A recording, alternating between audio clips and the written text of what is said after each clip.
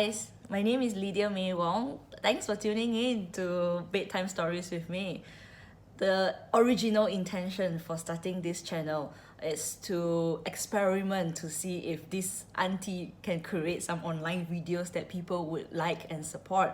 And if I can do it, that I can convince the vulnerable communities, people from the B40 and the refugee communities, to start creating more online content, because this seems like it's the new normal and the digital space has been dominating our airtime, and it's only fair that someone teach them how to play the game, the online game as well.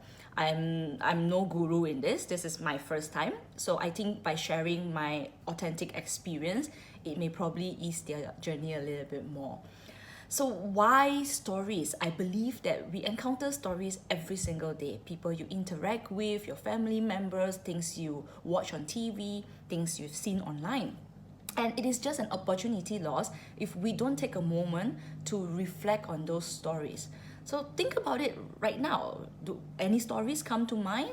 Can you visualize a moment where you've heard something or you've watched something and it stuck with you? It could be something you just scroll on Facebook, something that invokes some emotions. And I felt stories just basically does that. It invokes some sort of emotions in us, and with those emotions comes deeper reflection, and with the deeper reflection comes lessons that we can learn from, and lessons that we can apply in our daily lives. This channel hopefully would be a way of immortalizing the lessons I've learned from the stories around me, and by sharing them, I hope that more people can benefit from it as well. Why bedtime stories? So thanks to Kelvin Poe, he feedback on my Facebook probably as a joke to say that May should do bedtime stories. At first I thought, okay, I have to keep this clean, but bedtime stories essentially just means before I go to bed, I would just take a moment to share a short video about a story that I've encountered and lessons that I've learned from that story. Why bedtime stories are important? I did a little bit Google search, and it says even for adults, bedtime stories are important because it is a routine, a much needed routine, especially for me during this whole COVID crisis. I think it is a good time to settle in a routine that gives me some calmness and stability. And what I've read also says that bedtime stories reduces stress. And how does it reduce stress? Because it distracts our mind from the problems that we have before we fall asleep. And that's why children love bedtime story, because it distracts them, it calms them down, and it gives them a good night's sleep.